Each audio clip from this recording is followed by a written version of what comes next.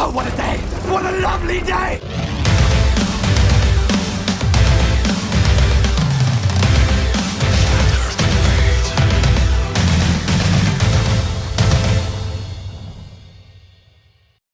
Welcome to Flat Earth Debate, Uncut and After Show.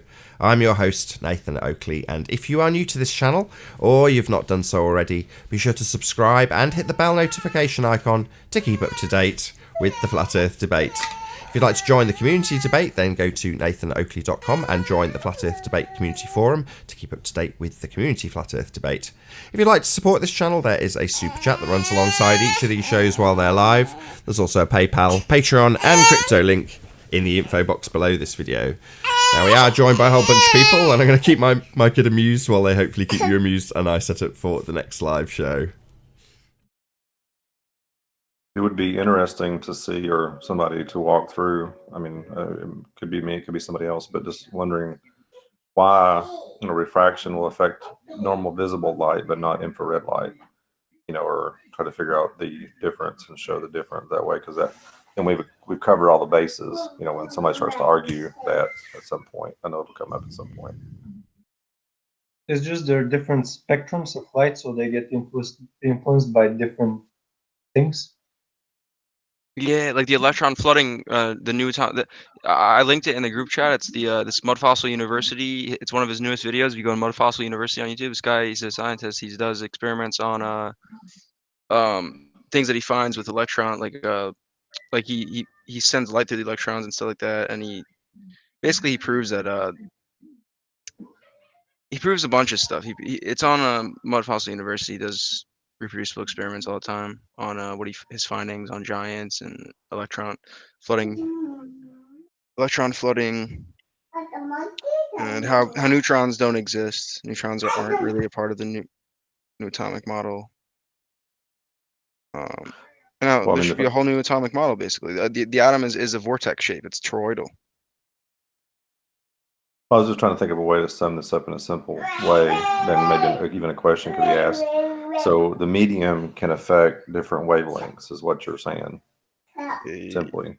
Oh, yeah. Would that be a simple way to saying it? Yep. Whenever we talk about things like this, my question is, how many of these things have we actually seen? Like, has an atom been seen? Has an electron, neutron, proton? Has all of that been seen? Or are these things that we're just kind of figuring out that are there, but without actually witnessing them? You know what I mean? Because I don't think anybody has seen an atom in a microscope, right? We can't see that. Well, right? So we're kind of just assuming that they're there. I'm sorry to interrupt. I'm interrupting. I'm sorry. Last year, Science came out with the first photo that they claim on a piece of onion that they were able to actually show the atoms. And I think I can find it for you guys. It looked really bizarre, but it made some sense. I don't know how credible is it. But the thing that they were showing is actually small dots that are not touching each other. Yeah, that would be Yeah, interesting. I found it. I'll put the link into the group chat. And you can, is somebody willing to pop this up on screen? Can somebody present this?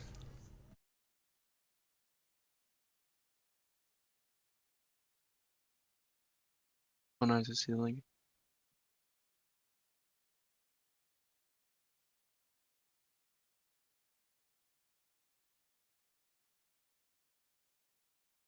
You got a timestamp?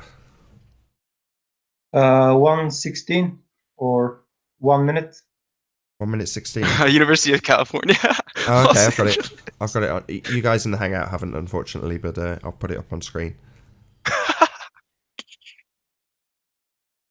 Have you ever seen an atom? It says 8 million views.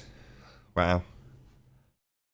There's a problem with this. I always thought about if you're using a photon to see an atom, and I mean there's all kinds of problems with trying to see an atom, because Exactly. I mean, this has to be a computer simulation at some point. I mean, It is. Look at what it Yeah. says. Look at what it says. It says scientists at the University of California have found a new way to create stunningly detailed 3D reconstructing of platinum nanoparticles. Not actual. Exactly. It's a video game. Yeah. Lovely story. See, but Lumpus. that's does what I'm actually- it saying. does Like, actually that's say why I asked the question. reconstructing. Like, we have to assume that all these things are there. I mean, we're shown little pictures of little what looks like little galaxies in our textbook that's supposed to be atoms and all this shit. And you know, it's like nowadays, it's like, how can we really take this? I mean, I'm sure there is science behind it, but it's like, how much do we take it at face value if we've never seen it, and all we get again is CGI and 3D graphics and all this bullshit? I guess just going with like the consistency of all of nature, like the DNA spindles are vortexes, rose petals are vortexes, micro and macro vortexes, like everything, like molecules interact in a vortex kind of manner, electrons kind of spin. You know, they're kind of toroidal in nature. A lot of things are toroidal in nature, I feel like. So I think that's a consistent kind of basis, I suppose. But I think there's been I experiments. get like it. John I get Keely- it. It's John just, you Keely know what? kind of- It takes me back to when I was watching Neil deGrasse Tyson when I was still a freaking globetard, watching the Me too. cosmos, and Me he's too. talking about neutrinos and shit. Right, and I'm right, like, you know, he's like, oh, we've never seen them. But, you know, they do this and that, and I was just sitting like there. And this was quasars, way like before. yeah, like This was way quasars before and flat Earth. yeah, And I'm exactly. And I'm like, you're talking about things you've never seen, don't know what they are, but we can talk about them like we know what they are. Like, really just insane. Now I've to seen me. I don't know. infrasonic sound wave experiments, but I haven't seen myself an atom like fully. But I've seen traces of an atom, and I've seen the imprints of an atom. But I haven't seen, you know, directly an atom ever in my life. So no, I can't really say conclusively what an atom really is shape. But I don't think many people can. I think that's a really great point that you guys brought up there, because I don't think many people really can. Well, you would think it would be like a big to-do, right? They would have like Yeah. released the first picture of first actual image of an atom. You think that would be big news, right? So if we Yeah. haven't heard that, I would assume it didn't happen. That's just an assumption on my part. So who knows? Back to Riley's question about where two of us got hold of the channel. Should I go first or? Yeah, come on, man. Spit it out. Just So Yeah. I'm with Flat Earth. I'm 5 years into it. I think end of 2014. It was when I found out, and it was like the first Facebook group with that Daryl Fox guy. If you can recall that. So this is, and I know Nathan since the start. I've been watching him. not during the whole 5 years, but I've been always keeping an eye on all the flat Earth. That's it. Not media, but sphere. Sphere. That sounds creepy. Sphere. Oh my god. And the whole purpose and principality and like the direction and everything. Yeah, I'm just keeping an eye on how everything's going, and like have checking stuff very frequently about new discoveries and stuff like that about Flutter. But one thing I want to point out is that, not want to brag about it or say it's written in stone or anything, but it's when they had this group in Facebook and they were talking about NASA and space and money and how this huge amount of money is going into NASA, and I was like, I went and I calculated the whole NASA budget since back when they started in the beginning till like 2000 to the beginning of 2015, and I posted it, and I was actually the first guy to do that, and then exploded after that. I was so I was just admiring how people took it and started taking it apart and commenting on it, and just it got everywhere. Well, thank you for that, because you're probably one of the people that actually influenced that I, because I actually saw that like probably around the same time, right after you. You're probably one of the people that actually was one of the purposes behind me seeing that too, because Otherwise, I'd still be thinking we're going to Mars. Yeah, exactly. You know what I mean? You'll have a safe haven here, guys. Don't worry. Just like we'll keep you safe on this realm, right? Just like they've been keeping us safe on this realm the whole time, You know what got me into flat Earth? controlling us. Actually, the European Space Agency. They're the reason I went flat. Because I was watching their. I said that on Arwen's show yesterday. We're discussing it. That I was watching this video that they did about the Rosetta mission with them landing on the asteroid, and I was watching this sci-fi special powers like kind of video with two actors, a guy and a girl, and then it was constantly popping on the side of flat Earth video, and I was like, that has something to do with the old ages and past civilization that knew the Earth was flat, because I was at that point I knew about that. It wasn't something new about flat Earth. And I just thought it's something historical or like a documentary, so I didn't know that it's about our times. And then having looking at this ESA video, the European Space Agency video, for like 20 or 30 times, and then I finally got pissed off that in the recommendations I get this flat Earth thing, and I clicked on it, and then 5 minutes into it, I was in utter shock. Like, what? Like a whole revelation, a whole different transmutation of essence.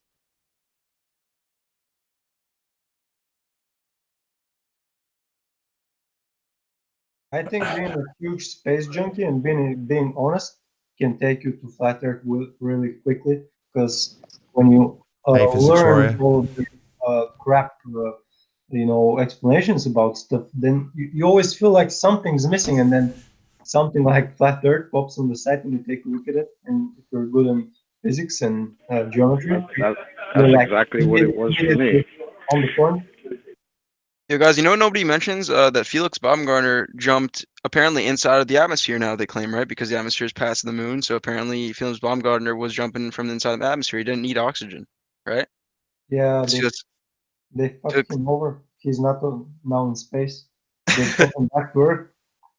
yeah, and how come he didn't become an astronaut? What happened to Felix I mean, no offense to Felix Baumgartner. I'm sure he, has some great aspirations, but I'm also I a mean- skydiver, so I can tell you any person that you put in this capsule can jump out of this height. Any skydiver will do it immediately. It's not like you did something special. It's not really. It's just some oxygen. You get a capsule, you go up there, you jump. It's not really anything special. Yeah. It doesn't matter the height when you're above 100 meters. It doesn't matter how high you jump. It's all the same. You just need oxygen. That's it.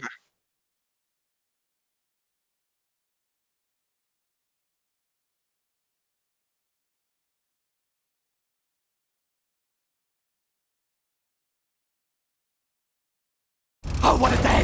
What a lovely day!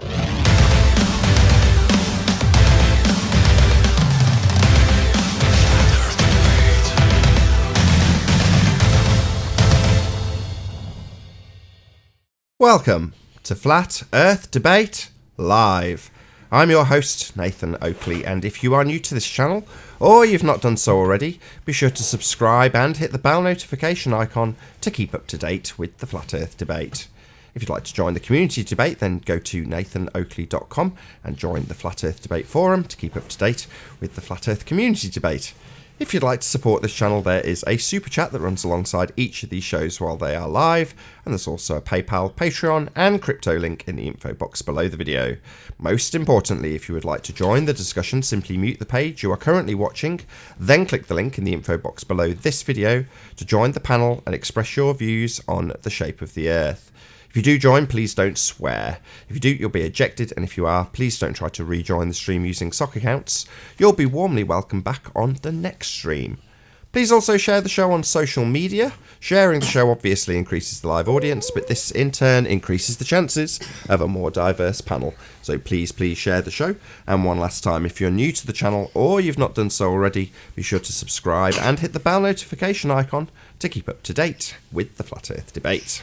Now, we are currently joined by... Wow! Wandering, what is it again? I've forgotten your full name. I'm just going to call you Wandering. I'm really sorry. The Plain Truth, Sleeping Warrior, Physics Warrior, Paul, Mark, Flat and Earth, Deanne, and Chocolate saying, good to have you all. Hey, Nathan. Thanks, Hello, Nathan. Hello, hello. Really? Good morning. Really, guys? Hello. What ho? Hello. Hello. Yeah, Hello. you can't steal Travis's thing, man. Sleeping Warrior, Travis. What's going on, guys? Chocolate latte. What's up? A lot of people around the plane. A full house. I Around think. this realm. 3, 4, 5, 6, 7, 8, 9, 10. Yeah, we've got a full house. Let's do some housekeeping. Any signs of curvature? No, Nathan. Nope. Arwen's not here, so only on women. Of the On my Earth Statue of based- Liberty observations, on my Statue of Liberty, not just observations, my Statue of Liberty experiments, nope, none at all. When I was 100 miles away from the Statue of Liberty and I could see the bottom of it, yeah, no curvature. Okay, You're well, I from do New York? believe you. You're going to have to whip that scientific language abuse out of you with the word experiment. We'll move on anyway. Any signs of axial rotation? I don't feel spinning, No Nathan. signs of No. axis. Nope. So don't know about rotation, but I don't see any axis. No sign. No wobbling. If Nothing. they can I'm still trying to figure out how you can have an axial tilt on a ball that's floating around in a vacuum. Yeah, why do star trails make circular patterns when you time lapse star patterns where the direction it looks like they just revolve around us. That's the natural phenomenon that we see, is that the star trails, they go in nearly perfect circles for thousands of years. They haven't changed. I mean, what experiment shows that the constellations did change, right? With according to orbital dynamics. They would look wobbly. Yeah, they Wobble, look totally wobble. wobbly. They would always say the change is negligible, right? Like the same way they always try to say, oh, Polaris has moved. It's just, a couple of degrees in the past 1,000 years. Like, come on, guys. Really? But we're moving at the ridiculous speeds that you want to convince us that we are? Like, get It's your the story great straight, scale man. negator. I'm telling you, it's the great scale negator. If I can summarize that housekeeping question, I'll go for a flying ball into space that's shaped like a pear, disbalanced with masses of water and soil, and then rotating around the tilt and around an axis. How is it retaining balance? Can you imagine the disbalance on that thing? And being favoritism with momentum too. Playing favoritism with momentum, a secluded momentum that's separate from the entire system. Especially. Nonsense. Full nonsense. Well, here's the thing. Like, Separate. whenever you see pictures of Earth from quote unquote space, Earth is always it's always positioned the same way. So, but like, how are we supposed to know that that's what's happening up there in the vacuum of space where they tell us there's no up or down? So, if there's no up or down, why do they always display Earth as looking the same way? Why? It's how just are to all give these us. satellites- It's to keep us from getting confused, Chocolate. In the same way that they have the flight manuals that tell us that the reference point is over a stationary and flat plane. It's just to help us not be confused because we are so easily confused. Yeah. We Oh, can't thanks, handle Napa. that. Wonderfully said, Travis. They Brilliant. care about us. Oh. Speak for yourself, Travis. The occultist globalists. Do you think I would speak for you, Mark? I don't even know So- your language. Say that again. I said, do you think I would speak for you? I don't even know your language. That's a good reply. What does I don't that have mean, a- Mark? I Mark, don't what have does a that mean? comeback. Dig What's- at the Irish. what- It's a dig at the Irish, isn't it? Actually, I was just quoting The Breakfast Club. Oh, okay. Fair enough. What's that Tumbleweed. sound? What's that sound? Yeah, right. We'll get the spinning. Right. Any scientific evidence of gravity, gentlemen? Scientific evidence of what? Gravity. Definitely Gravitrons. Gravitrons, heck no. I haven't seen any of those. No. They don't light or, up. or measured any of them either, and I've tried many times. I think I felt Grant yesterday, but unfortunately the vacuum of space set it out. What about the distance to the sun then? Anybody got any of that? Any evidence of the distance to the sun? I Anybody? can see it from here. Yeah, we can Another see it pretty. time It looks before. like it's pretty close when we launch up weather balloons and stuff. It looks like it's pretty close, but other than that, with infrasonic sound waves, like I can't measure the distance because of the fact that radiation is in waveform, and I can't manipulate it to anything else because they, you know, it's a hierarchy of monetary means. So funding is a little grim here. Fair enough. But at the same time, I rely on John Keely's reproducible experiments. I rely on Nikola Tesla's reproducible experiments, and John Searle's spatial energy generator reproducible experiments, which all, like a lot of them, most of them can't indefinitely cannot work on a sphere, without a doubt, because the grounding level of the electromagnetism would be able to handle the distortion of a curving space. It would interrupt the wave. It would completely interrupt the wave. There's already distortions in the waves. So if there's even more, it would literally deduce the function of the calibration of the vibrations. Nathan, the only evidence I have for distance to the sun is 93 million miles on a piece of paper. That's it. Yeah, I haven't That's seen all anybody. Pretty poor. Apparently they judge by the light color, right? They say it's the color of the light. It's the this one's red, so it's 100 million, right, light years away, and then this one's green, so it's 200 million light years away, right? That's how they do it. I think so. So let's just do the math. So 'Cause- 93 million minus 100. So that's a difference of what? 7 million? So that's easy to actually calculate on a piece of paper. But can we do it with our mind to think about it and build it? I don't think so. Yeah, I mean, So this is where Physics, I didn't even know you were here, brother. What's up? hey, all good. My All good my in bad, the I didn't plane. mean to cut you off. No worries. This is how we actually try to blend our reality with the paper. So if it's easy to do the math and you think that is your reality, then so be it. But when it comes to reality itself above the math or with the math, then we're going to give you our standpoint. That's my opinion. So I yield the floor. Can we move on? Any evidence that you can have a gas pressure without a container? So anybody who looks up at the sky and says, you know what, that's the vacuum of heaven right there. You can't have a gas pressure next to a vacuum, Nathan, without some kind of membrane. Conspiracy Cats is a physics teacher, and he tells you that you can, but he hasn't got any demonstrable evidence that this is true other than stories. And I call bullshit, and a lot of people call bullshit. Hey, did you see that thing with the moon? The moon's in the Earth's atmosphere now. That's going to have an impact on a few different things, isn't it? It's going to totally change our cosmology. Not really. It doesn't change our argument, that's for damn sure. So it doesn't matter Well, which way you well- dice it or how far out you push the atmosphere. It's an open system in a vacuum. So I don't care if you push it out another 10 million miles. It's still an open system in a vacuum, and it would disperse. It's still a second law of thermodynamics violation. Yeah. Yeah, and if we'll start getting, all sorts of atmospheric phenomena, when we look at the moon, we'll start to get refraction and so on. It's just ridiculous. Makes you. How many people do you agree think or it's a disagree with me that possibility they're that doing this- this because of directly as a knee-jerk reaction, because people are asking questions and they're having to they realize that there's contradictions in the model and they're trying to patch up the holes.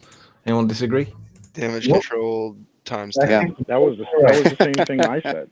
times I think 10 to the initially, minus 17 toward damage control. well, I think initially that's kind of one of the suspicions I had about why we were here.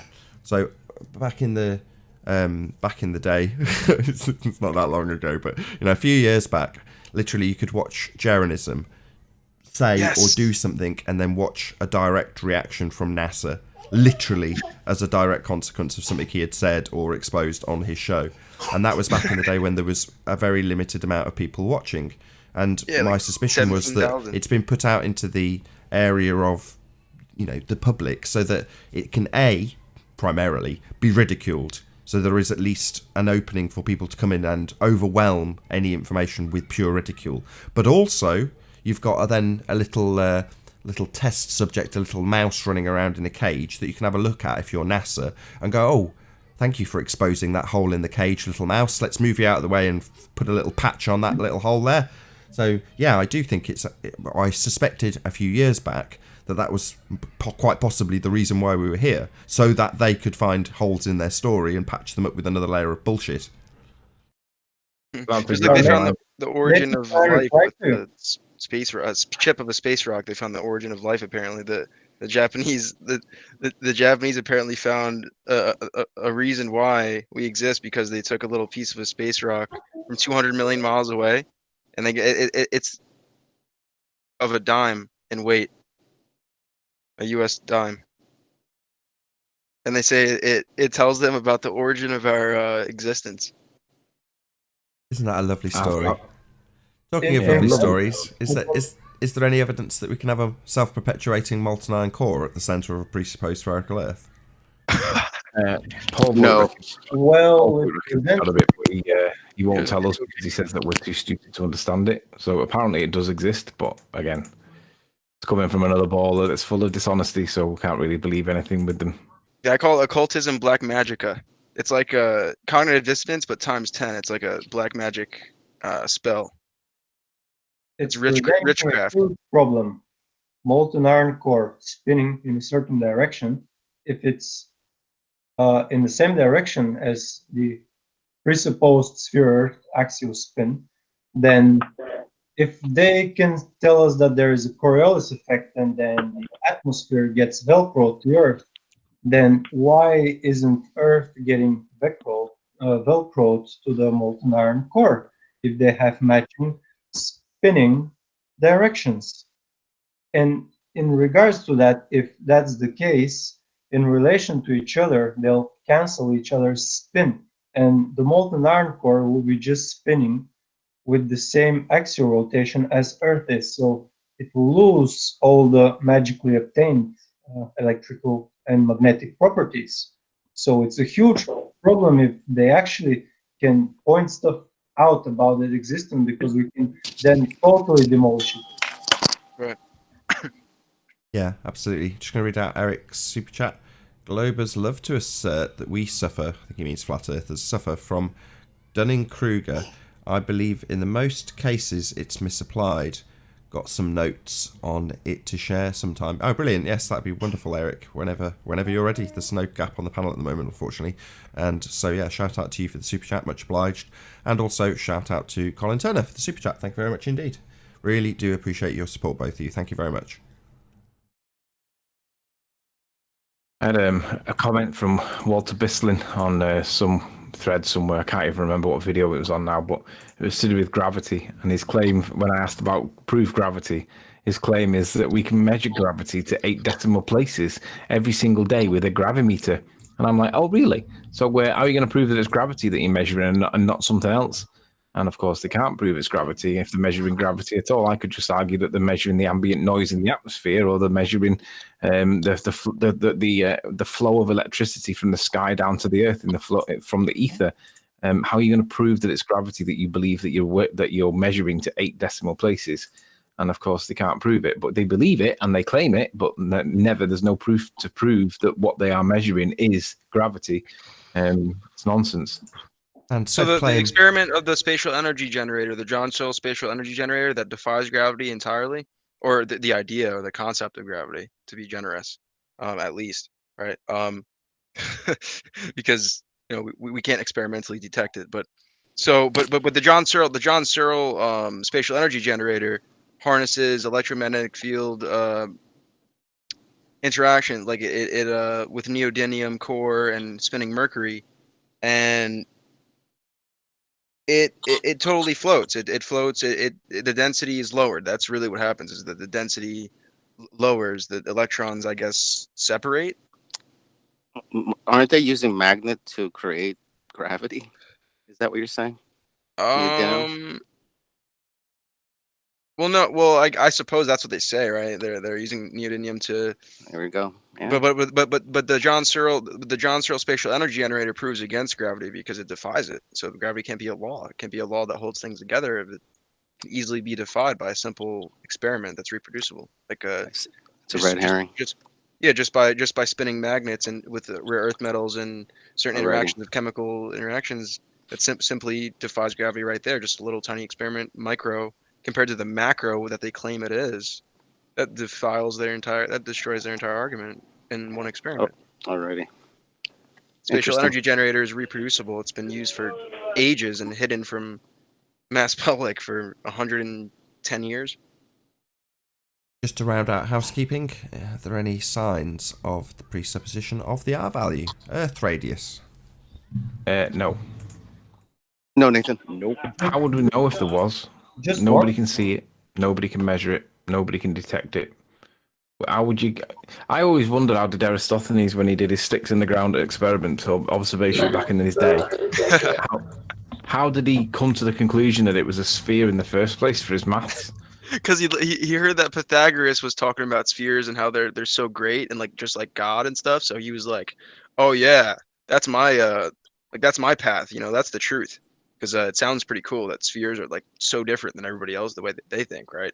So that's what it is. You know, that's what it is. I want to do a quick shout out to Miguel. He says, relative density. That is all. So we can prove. Yeah. Thank you very much, Miguel. So I've been looking for a good 3 years now. I've been looking for a good 3 years for gravitational experiments, and none of them prove against relative density of what you guys are referring to. None of them prove against the relative density. None of them. None of them defy it. There's no gravitational waves. Haven't seen it. Oh, gravitational waves are nonsense. Oh my gosh. The LIGO thing is it's right. I think I'm not even going to go into LIGO. CERN is a bunch of scoundrel cowards. I just want to say that CERN is a bunch of scoundrel lying cowards. They have no idea. They have no clue the truth of this realm. Somebody's playing something. Who's playing something? Pound says it's Anthony. Who's playing a video? Can I say something to Nathan in regards to something that you said earlier? Hold on. Somebody's playing something in the background. You got to mute. Okay, here's a particle accelerator experiment right here. Hold on a second. I know you really want to talk. We just need to sort out the audio issue. Is that you, Anthony? Anthony. What?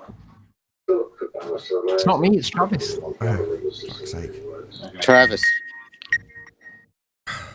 Sorry, Anthony, my bad.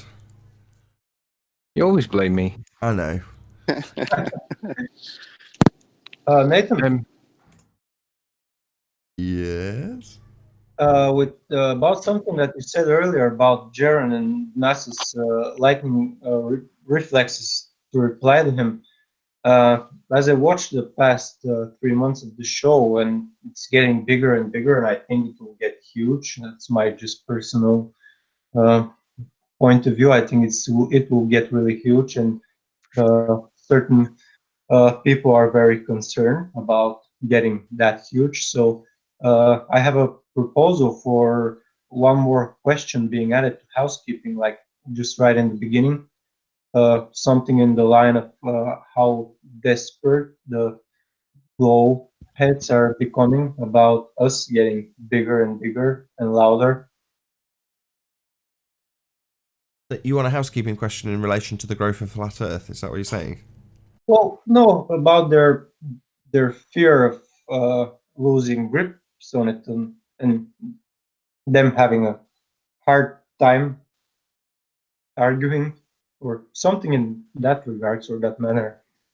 Just a proposition for them. Yeah, I kind of know what you're talking about. I discussed this the other day with Ranty. So I've mentioned this a few times, having watched Haunted House's video interview with Conspiracy Cats, and it was very laid back, very relaxed. But Conspiracy Cats explained how he'd basically been losing sleep and was distraught at the idea of having to contemplate that he'd been lied to on multiple levels. It's like, well, clearly just the fact that you can verbalise that means you have contemplated that. And the fact that you have means it's distressing to you, and you've taken the other option. Well, he's a purple pillar. He knows what's going on here, and he knows our arguments. And let's put it this way: I'm not losing any sleep, despite the fact I've got a screaming kid and I don't get very much sleep anyway. But what I mean is, I'm not distressing over the information I put out at all, ever. I don't lose a wink of sleep over it. But the fact that someone like that is losing sleep over it, well, doesn't that say it all? He's supposed to be confident in his absolute and total assertion of his correctness, right? What would you have to lose sleep over? Exactly. You got the whole body of science behind you. Why would you lose any sleep? This is the thing that confuses me about the whole Globers being triggered about this at all. If you guys are comfortable enough to believe that you live on a spinning ball flying around in a vacuum, then go ahead. Peace be with you. And are you trust? Why are you here trolling us? Exactly. Have some confidence in your globy fundy belief. Just enjoy it. Or maybe like a short news section just right after housekeeping, like how desperate are glow pets getting, because I'm sure this will annoy them, and it's always too nice to annoy them. Because it's like it's a choice. It's like, you could always become either side, and there's one side that's always been true. It's always been true. It's been true for ancient civilizations that were far more advanced than we could ever imagine. Knew that this earth was immovable. They wrote it multiple times. They exclaimed it. They did experiments. They wrote about their experiments. They gathered data. They wrote it everywhere. They wrote the data everywhere. So, you know what I mean? Like 432 hertz. That's that measurement of frequency is all over the pyramids. There's different things that it's just irrefutable. It's like, okay, I've done it. I've actually used that equipment and registered in my brain, okay, this is the result after my hypothesis with independent variables, independent ones. So, I've seen it. I've seen that basically vibration is the reason why, and vibration and density is really just the reason why things are either in a place lower than others or higher than others, right? I mean, just like you guys are saying, it's equilibrium. It has to be a duality. Gravity is not a duality, it's relative. It's based off of all types of directions. It I just may get depends on my, where the mass is, right? That's what it claims. It just depends on where the mass is and where the center of mass is. I may get my head chopped off right now by somebody on the panel, but density is cause of vibration. Yep. Every matter vibrates with a certain frequency. Yeah. Keep going. No, just that. Well, I'll tie that together if you like. So on the last show, you were talking about the sand and the oscillation tests that they do to give you these fractal patterns. Well, I think to connect those two together, we live in a fractal world. You can see those patterns everywhere. You've only got to go and look at some of the aerial photography, high altitude shots of the surface of the land itself, and everything seems to be emanating out in a fractal manner. So yeah, I think that it is intrinsically connected in terms of how the Earth presents itself. At the very least, I'm not going to come to any conclusions or even postulate about how things are created through that potential means that potentially we could philosophically go on about forever. But certainly in terms of the way it presents itself, yes, we absolutely live in a fractal world. That much is obviously observably true. Know about those experiments? Oh, sorry, not to interrupt you, Nathan. Sorry, That's but all right. do you know about the experiments that claim that there's experiments that show that there's life energies that live off of decay, like for instance the morphogenic field. Yeah, so you're on about crude oil production, right?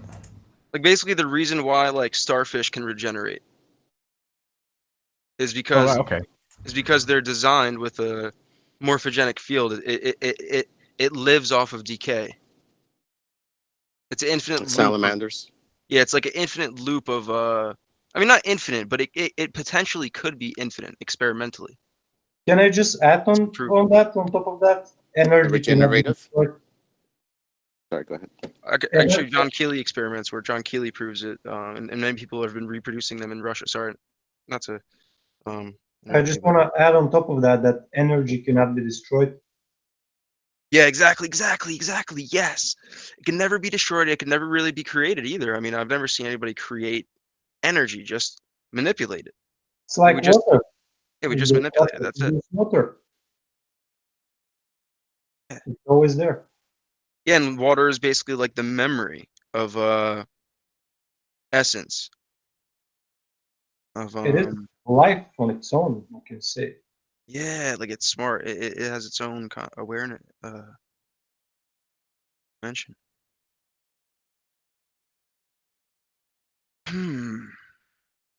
I want to send up more weather balloons. I need to make a weather balloon that goes up with the over 120,000 feet, if that. I don't know if it's even possible. I've seen one that goes 115,000 feet, and it hit something and came hurtling down instantly. It was going up 100 feet per second or something like some very similar to that measurement or that velocity, and it subtly stopped in altitude and just came hurtling back down, debris everywhere.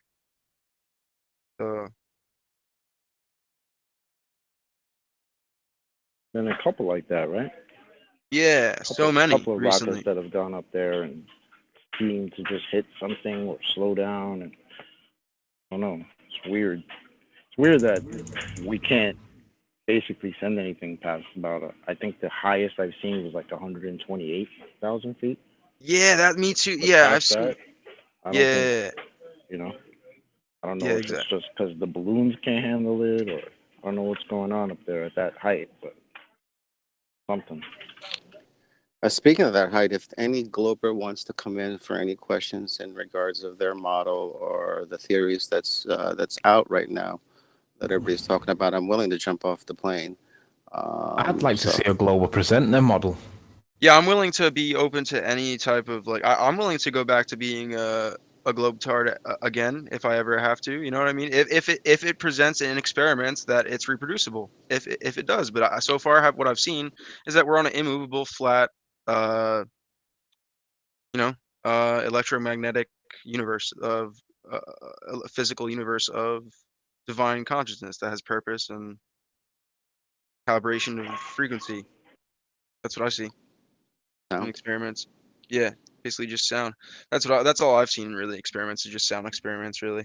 A small deviation into the scriptures and the Bible. It's the first. It was the word of God, and then everything is actually sound. So sound condenses stuff. It can decondense stuff, if that's the right term to say it. But right, just like how when I've practiced miracle healing before, like I've actually tried it and it works. Like God could actually heal through you if you you know if you open up your sincerity, your frequency to that pattern, I suppose.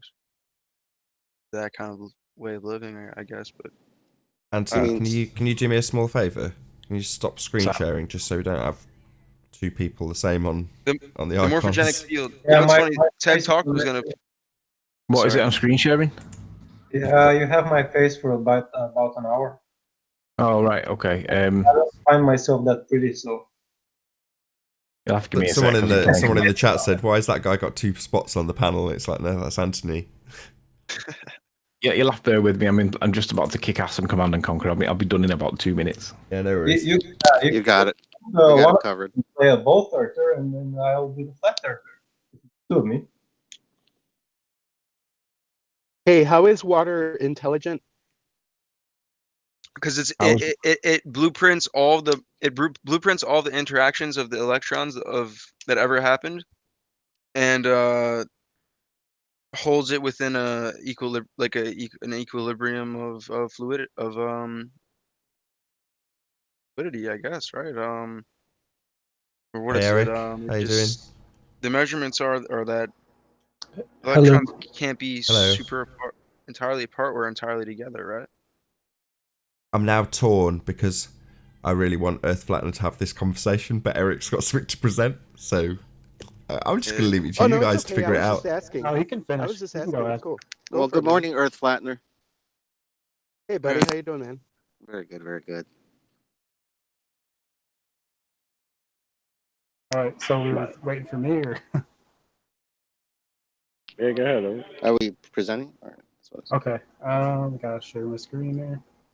Awesome. I guess you don't really need to share my screen, but I'll just share it, and you can choose whether or not. I wish I knew how to. Everyone hear me? Okay. Yep. Okay. So, I recently watched a video by Red Pill Philosophy. Awesome. And there was some comment, and I see this a lot. People saying, "Oh, you're suffering from Dunning-Kruger." Yeah, I think there's some inherent problems in that. And just to preface, I do have a degree in psychology. Awesome. So I'm not an expert first, but I do have a degree. But I think one of the things that experts, and these are notes I took before really researching it, just for my own understanding, is that experts suffer from tunnel vision, and not all experts, but they may. Confirmation bias. I was going to say conformity bias is the biggest one. Yeah, because all of them agree because of the fact that they're all getting paid anyway to. Yeah. Resistance to change, avoiding disruption of livelihood, and you could use different words for this stuff. This is just my quick notes. Yeah. This is probably conformity, what you're talking about. More susceptible to peer influence and pressure, maintaining tenure, prestige. So, and then the other thing is the logical problems with this syndrome or effect is who is in the position to claim it. Like an objective party, if somebody says you're suffering from Dunning-Kruger, are they an expert in that field? But if there is an expert, they would not have a motivation to claim otherwise. They would say, "Oh yeah, he is right. He knows better than me."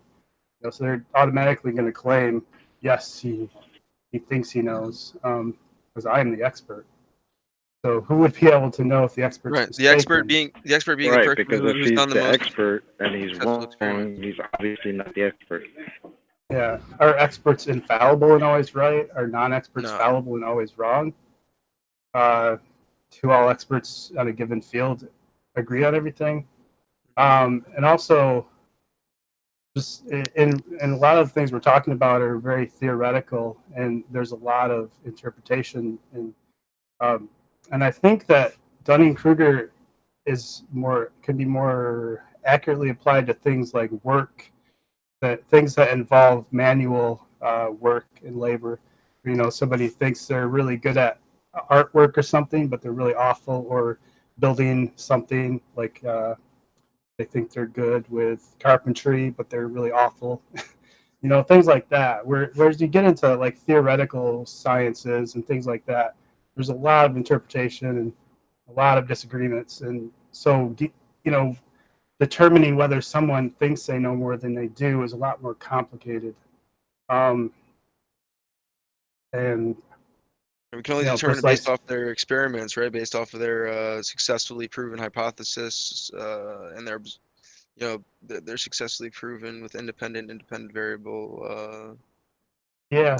We can only measure it with whoever has the most of those that are actually successful, that actually reproduce, that actually could be shown. Well, there's this guy who was researching claims by experts and things like that. And there's this Time magazine article, David Freeman, and he showed that, or he discovered that brain scans actually change when we hear advice from experts, and our critical thinking is, and there's a caveat, of course, is that he is studying experts, and so that's the inherent problem with that.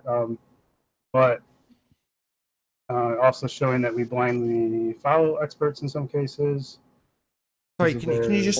sorry, Eric. Can you just read... Sorry to interrupt. Sorry. Can you just scroll back up and just read that first highlighted sentence? This one?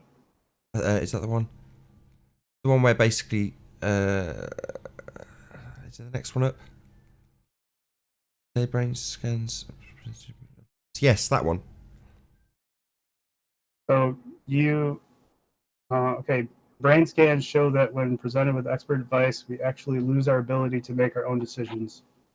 Wow. Again, that's another thing. You need to Hypnotism. research it Wait, more and use look into that. it more, of course. So it's hypnotism basically. It's almost like a form of consciousness manipulation entirely. It's like it flips your entire essence and purpose, direction of Yeah. living. And then we have. Well, Yeah. that's how they get us, isn't it? They put it. You turn on the television, and you hear somebody, and you see somebody with a lab coat, white lab coat.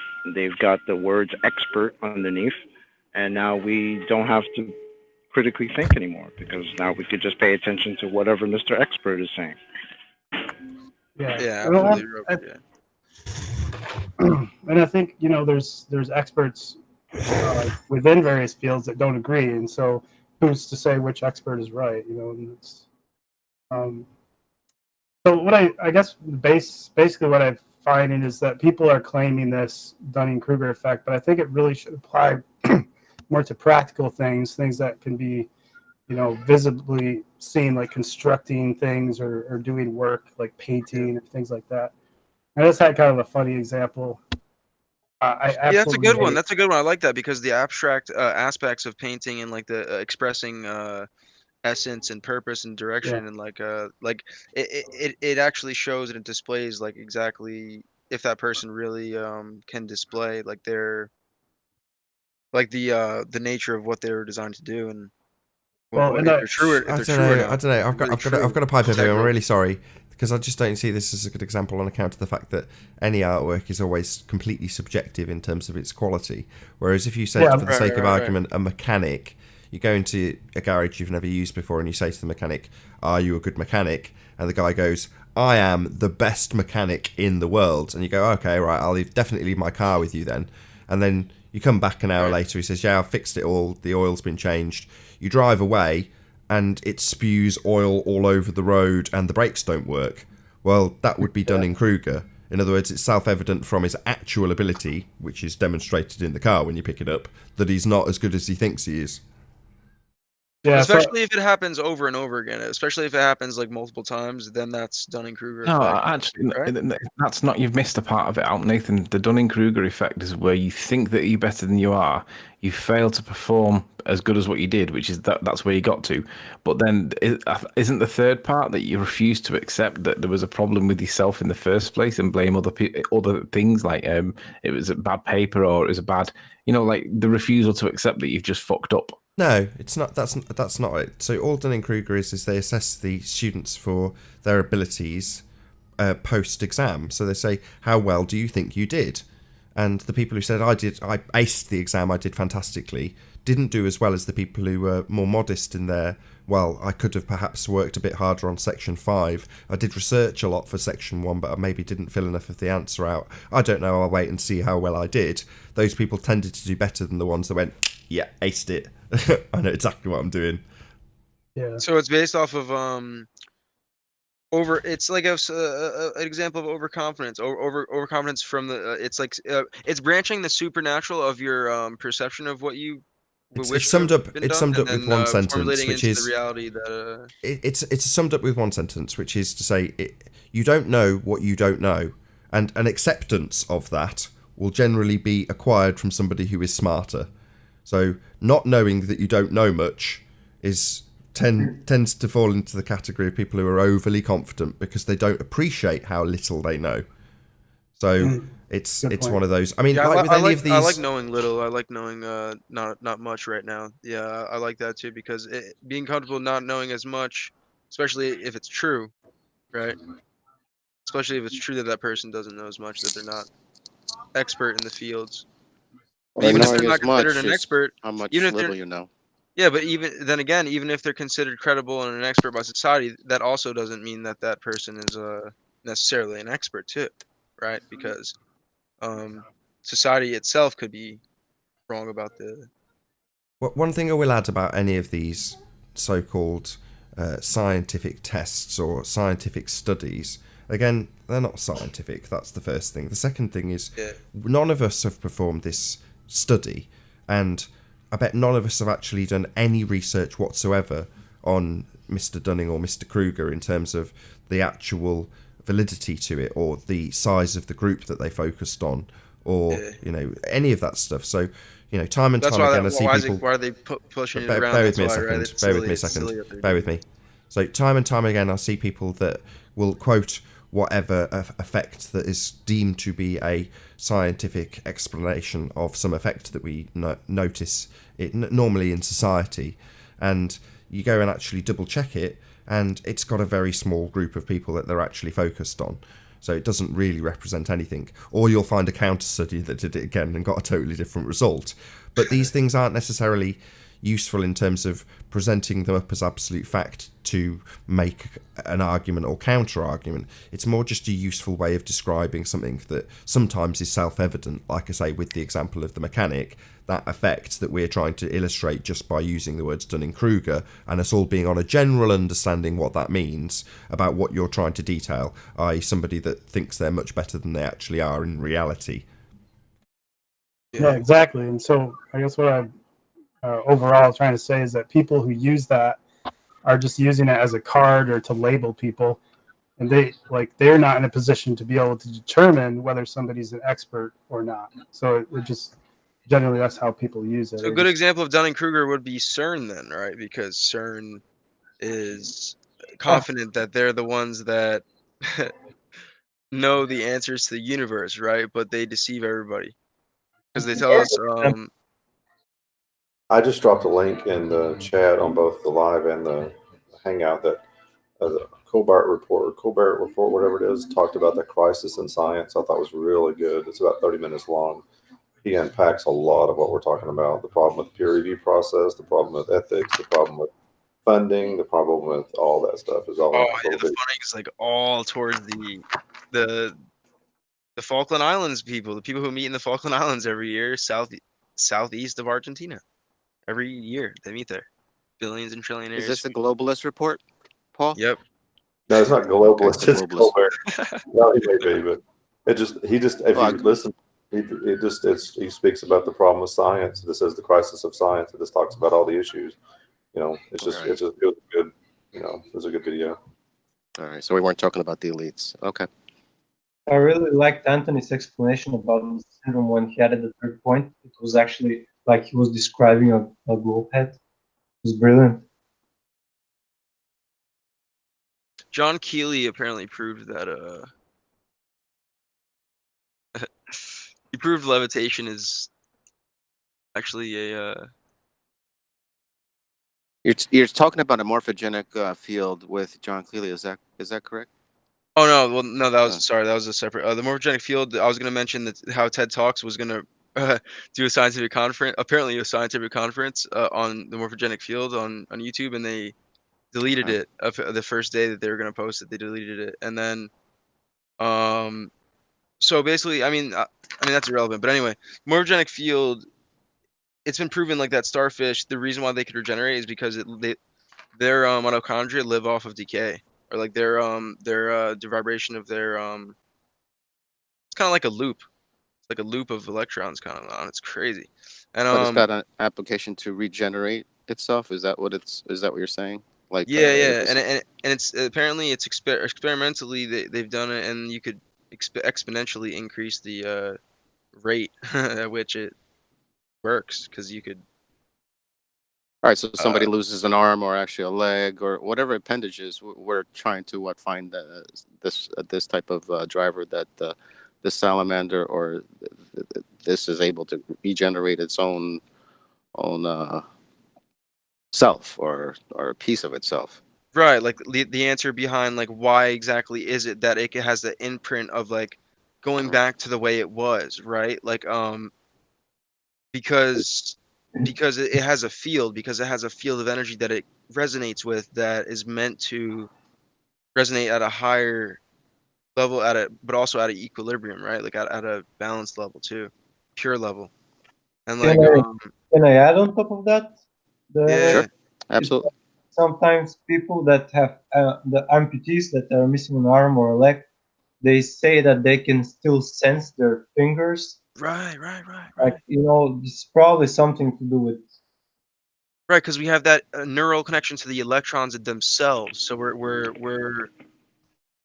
So it's a phantom limb syndrome, something like that. Yeah. And just Is like that sleep also? paralysis, just the same thing as sleep paralysis, actually, technically too, because sleep paralysis is when you're conscious and it's very odd. I don't know if you ever had sleep paralysis, but wow, it's odd. Yeah, I do. I've done experiments on it. It Yes, is it odd. is. It is very, very mystical and very. I thought I knew a lot about sleep paralysis until I actually started doing real deep data sets. I started going through data sets, Columbia University, Bloomsburg University. You know what I mean? Just chilling in the laboratory with my friend Josh Davis and just chilling and doing experiments. And it's interesting stuff, man. I'm still new to it, but I haven't seen nobody's ever shown me that a vacuum can exist. That's for sure, right? I mean, um, oh yeah, this Mud Fossil University guy. I really want you guys to watch this because this is incredible. The electron flooding of the new atomic model. I linked it up in the group chat somewhere, and it's this guy Roger. He's absolutely exquisite, elegantly exquisite with his education. His experiments are amazing. He does many experiments. This is his channel where he just shows the results of his experiments, but he has other on different sites. He has his actual experiments chosen. But I'll post it again here. It's incredible. Don't blame me, guys, but are we just a tiny bit off topic, or this is okay?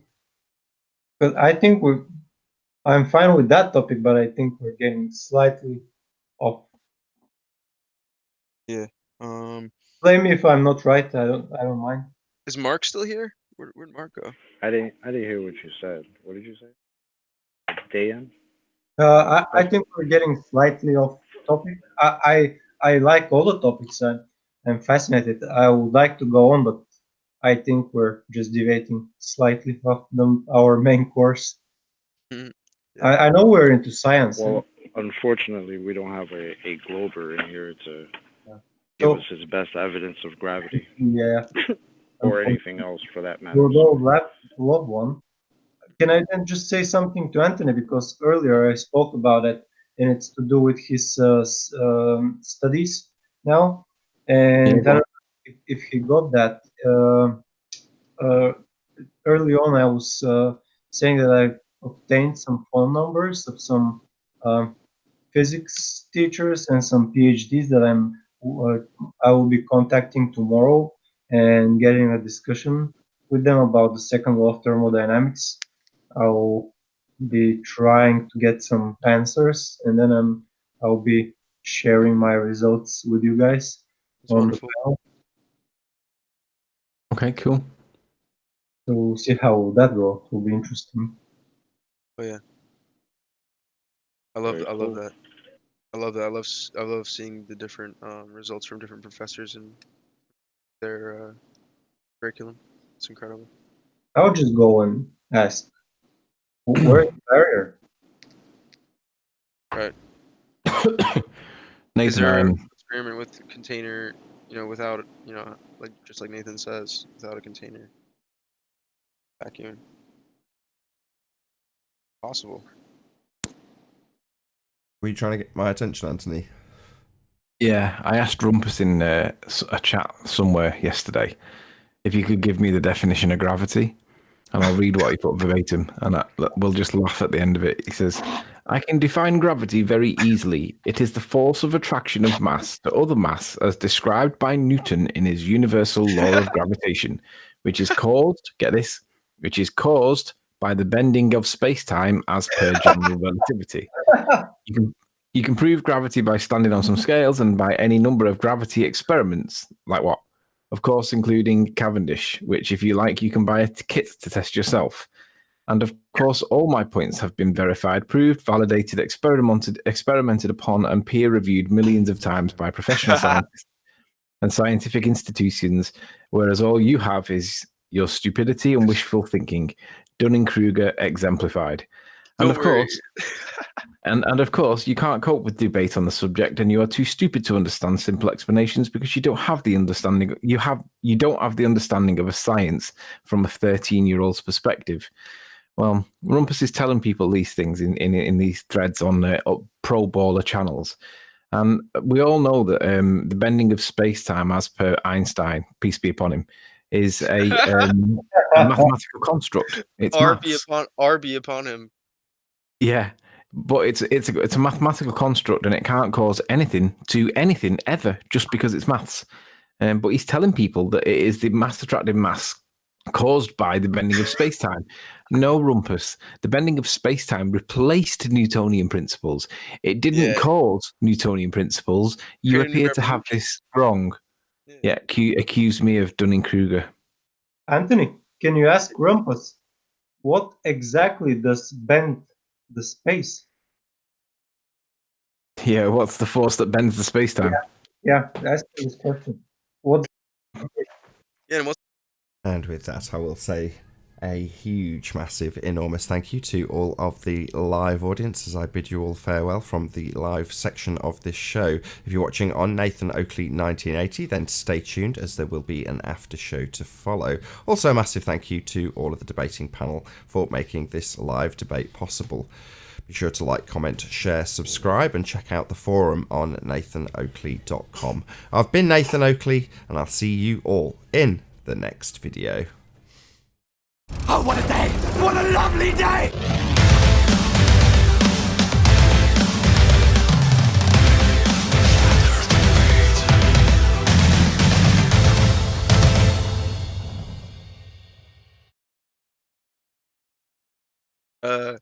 You know, the variety is so vast that we haven't, we've only understood 100,000 of them, right? But nobody except for the people who actually officially study them. NASA, right, is the only agency that actually studies that actually is the defense for the whole entire world for asteroids, apparently, right? That's what they say on their site. That's the world's asteroid safety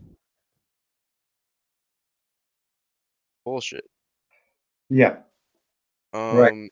But bullshit. Oh, what's it called? Let's see. Trying to look at experiments here. John Keeley experiments. People reproducing them right now. Russia. What I can't wait to hear is how these guys start trying to explain these air molecules, this atmosphere that supposedly passed the moon at about 391,000 miles away. So what's keeping that air in where it is?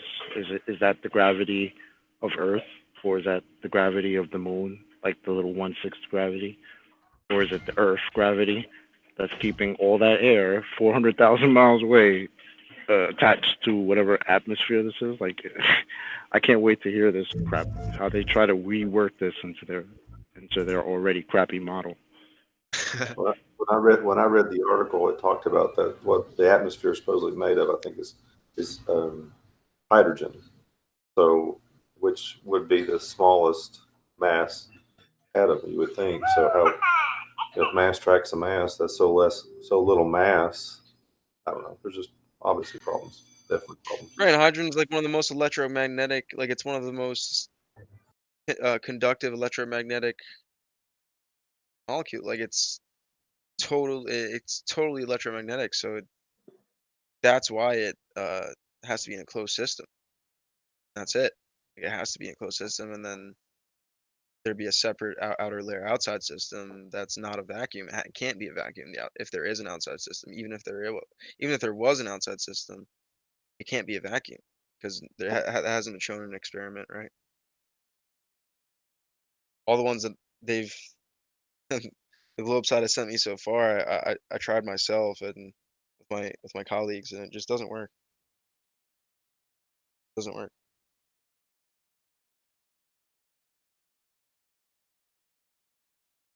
Can I say something about relative density? Go for it, man. One globe had probably a month or 2 months ago was given the example I think it was the chemist guy, that the one that was claiming that he's a chemist. I think, I'm not really sure, but I think he was giving the example with the airplane, with the parabola flights, and they had this container with two types of liquids, oil and water, I think. And he was claiming that when the plane starts going down and uh, uh, they start falling with the same speed, so it cancels out the weight because they're in a closed system. So obviously the case, then the two liquids actually start mixing. And but he was trying to point out the reason is blah blah blah and blah blah blah. But actually, the reason is that the surface tension of the water and the other substance, I don't know if it was oil or something else. Surface tension, when you cancel out their weight, they'll tend to, the fake space balls of water, that they stay like in perfect spheres. Well, if you introduce that into a closed container with another fluid that has a different density, then there's Falls own surface tension will start gripping on each other. So the mixing is actually done, or it's effect of the surface tension. It's not nothing to do with forces outside of the liquids. Right, like the electron reaction. It all has to do with the electrons reacting, right? It's all surface tension and hydrogen molecules reacting with the electrons, and that's all. Like, Can I just say hello to Warren and Thomas? How you doing, both of you? Hello, hello. Hello. I'm fine. New to this Good to have you. hangout thing. Oh yeah, it's me. Yeah.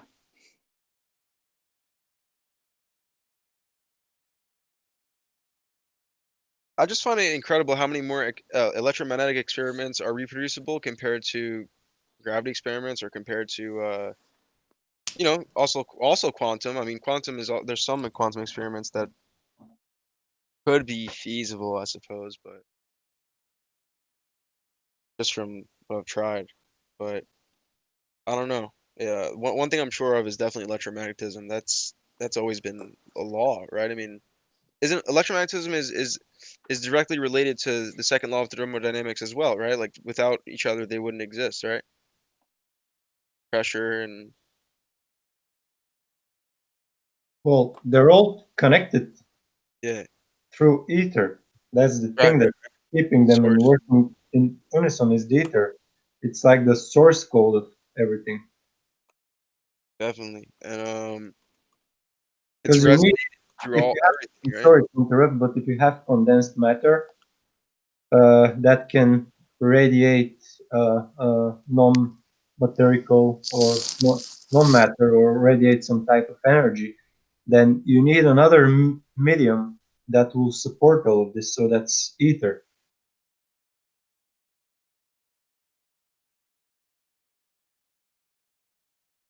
Like wave of water is just a spinning motion of water molecules, and it's transferred on the other molecules. But then, in relation to each other, you need something that's running through the separate molecules that can make it, connected some way, so that it can work. So it's just everything runs inside the ether. It's like Walter Russell's explanation about God. And the basic misconception of science is that they try to exclude God from its own creation, which is the biggest mistake that they've ever did, trying to disprove creation itself, the creational force of it. So if you take this out of the creation, it's like, how does it work?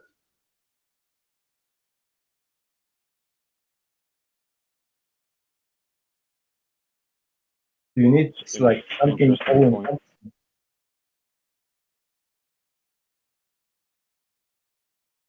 Sorry, I didn't want to cut you off. I just said, and that's an interesting point. And Walter Russell actually created the first periodic table of the elements way before Mendeleev, the Russian guy. So it starts with ether. Ether is the first one, and he classified it. He classified all the elements and completely wrote down all their aspects and their how do you call it? I forgot the term. All their capabilities and all the stuff that they can do. Somebody know the right word there. I'm having English problem. Yeah, like functions and purposes and calibration design, like they're kind of Yeah, designing all them. their physical qualities and properties. He did that way before Mendeleev, starting with ether. Their wavelengths, their temperatures, their isotopes, their everything about it.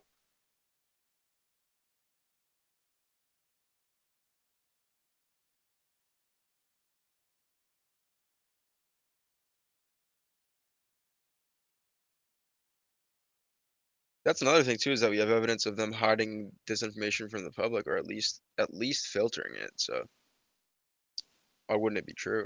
Yeah, try and Google search That's a Walter Russell. It's very small bits of information about it. anyway. You're scared of that guy. Searle. These John Searle experiments with the square model, the harmonic square model. It's not an experiment, but with the spatial energy generators and stuff, I think this proves that,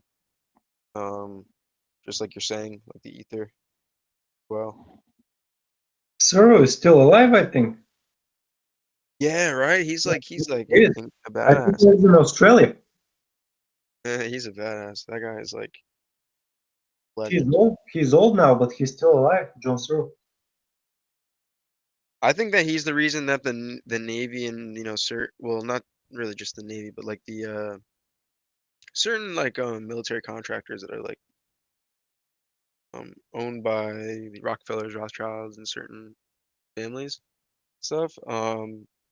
Certain little branches of them. Like, what was I gonna say? What were you saying before that? What were you saying before that?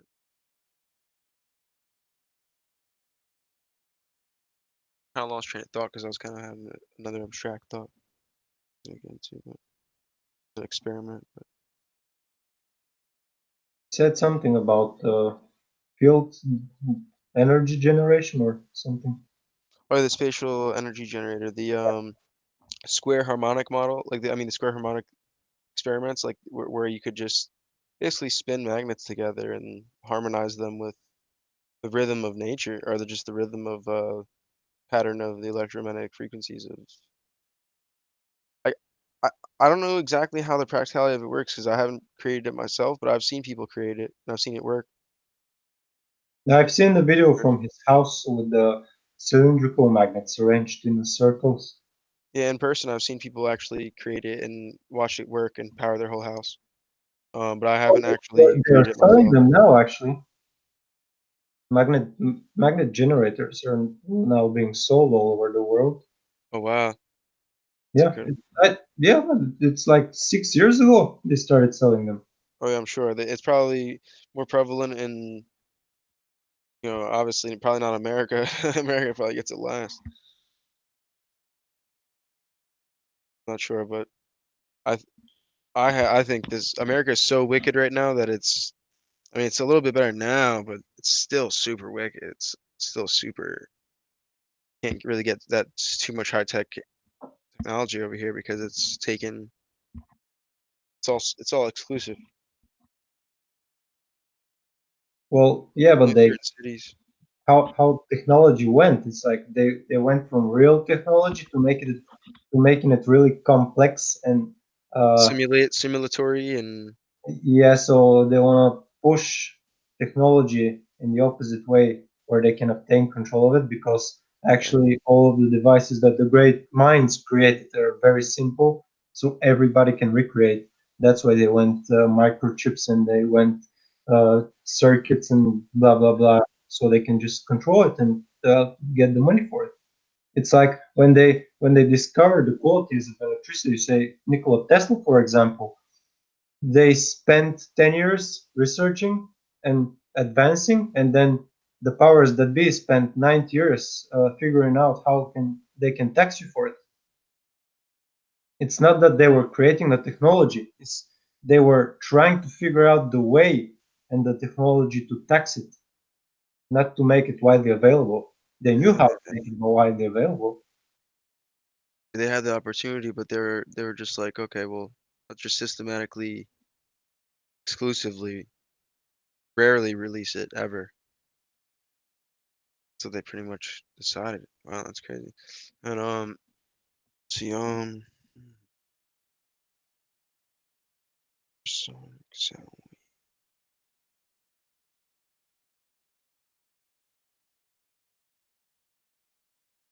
So now the moon is 400 times closer than the sun, and it's 400 times smaller, and now the atmosphere is 400 miles above. Why didn't they went with 666 instead of 444?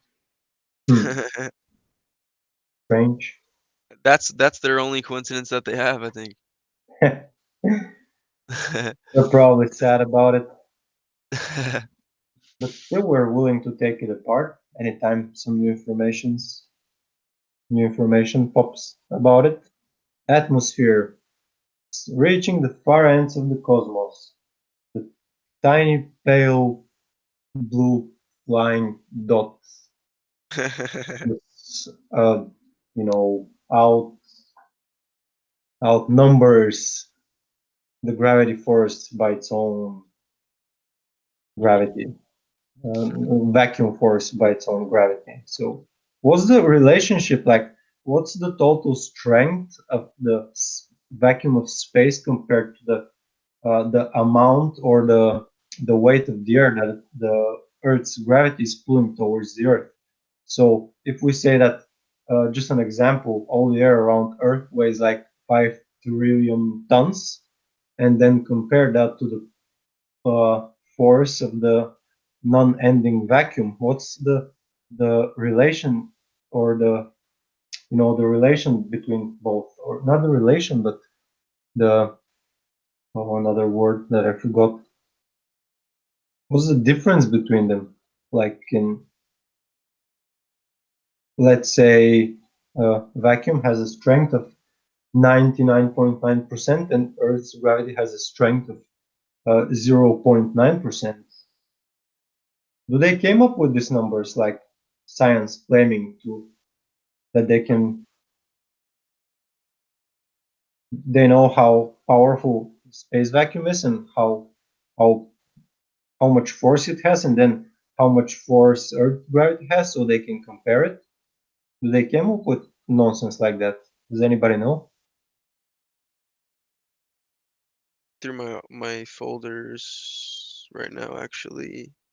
See if I could refer to an experiment that relates to this. I can tell you the Bulgarian word about it, but it won't make any sense. Or I can Google Translate it and tell the English one.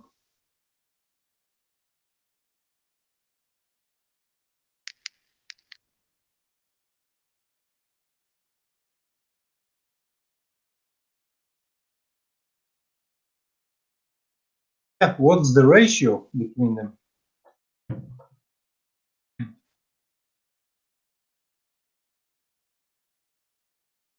Tomorrow I'm planning to ask some physicists or some PhDs in physics of what's the exact distance that standing waters of water start to bend around the curve. They should have that measurement. Right. It should be reproducibly calculatable. Yeah. It should be I've defined my question like, what is the exact distance where in a standing body of water, Earth starts to bend? Like, what's the bend ratio of the big standing bodies of water around the globe? I think. Well, you think they would have figured that out by now, right? They should Yeah, have a certain number for that. Yeah, like 100 years ago or something.